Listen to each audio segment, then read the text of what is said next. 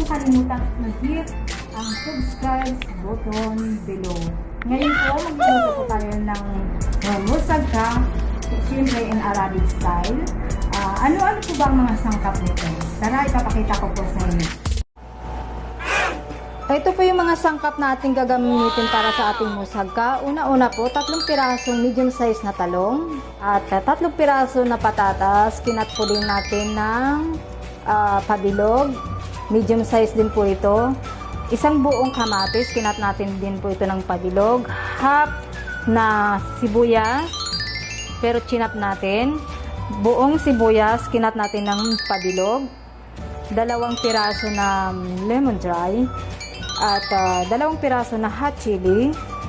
At saka 2 cloves na garlic. Shredded na half tablespoon na salt. Half tablespoon na curry powder. And half teaspoon na curcum. And 1 cup of blend tomato. Of course, hindi po nawawala itong tomato paste. Half lang po nito. At 1 cup of water. Now, ipapakita ko po sa inyo kung paano po ang pagluto nito. Tara, samahan nyo ako. Ngayon po, umpisa na natin ang ating pagluluto ng ating musagka. Una po, ipiprito lang natin itong ating hiniwang potato. Ayan, ipiprito lang po natin yan. Ayan. Ipiprito lang natin siya. Antayin lang natin po na magiging golden ang kulay ng ating patatas. At isusunod po natin ipiprito yung ating talong. Okay. Ngayon, isusunod naman natin iprito yung ating talong. Ayan. Ayan po. Antayin lang din po natin yan na magiging brown siya. Tapos, isusunod ulit natin yung ating sibuyas na kinat na pabilog at saka kamatis. Ngayon po natapos na natin iprito ang ating patatas, ating talong, sibuyas, kamatis. Isit aside po natin itong 4 na ito para gagawa naman tayo ng ating sarsa para sa ating musagka. Tara, samahan nyo ulit ako. Ngayon po ay magigisa na po tayo ng ating sibuyas at saka bawang para po sa ating sarsa or sauce for musagka.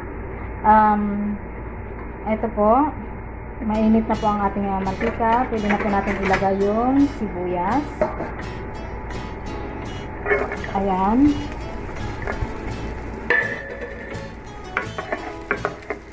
Gisa-gisa lang tayo.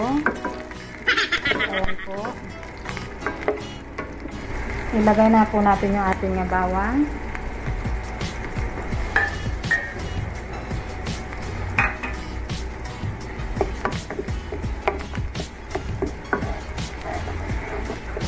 Ilagay na natin itong lemon at chili.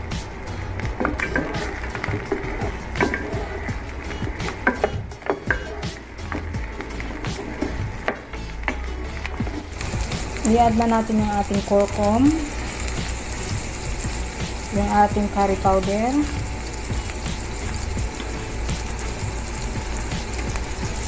ayan po, mix lang natin, mix lang, ayan po. Tapos i-add na natin ang ating tomato paste. Ayan po. Antayin lang natin na medyo maluto yung ating tomato paste.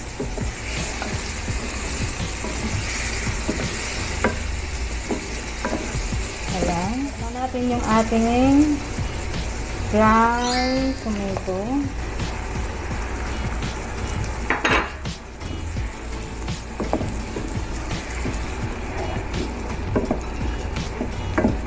Hayaan lang po natin siyang kumulo ng 5 minutes. Okay?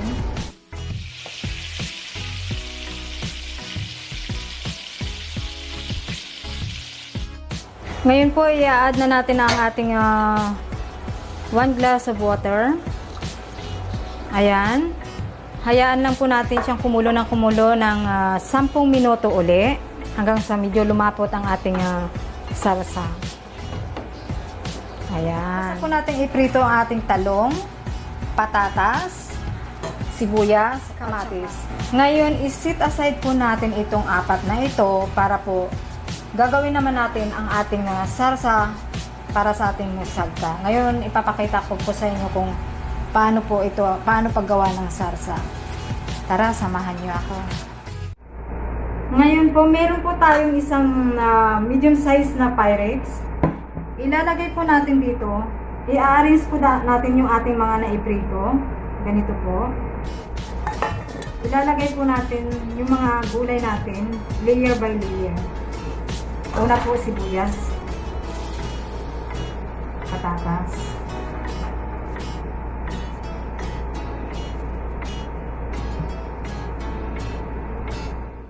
ilagay na natin yung ating patatas. Sunod naman natin yung ating talong.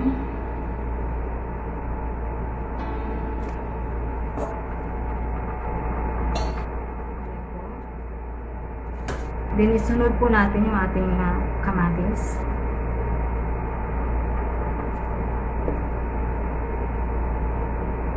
Ganito po ang kinalabasan. Yung ating ginawang sarsa po, dito po natin ilalagay sa ating gustong gulay. Ganito po siya.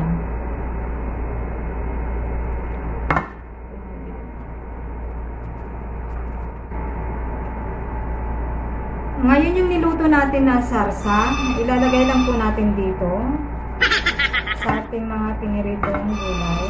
So, na-rinse natin sa Pyrex.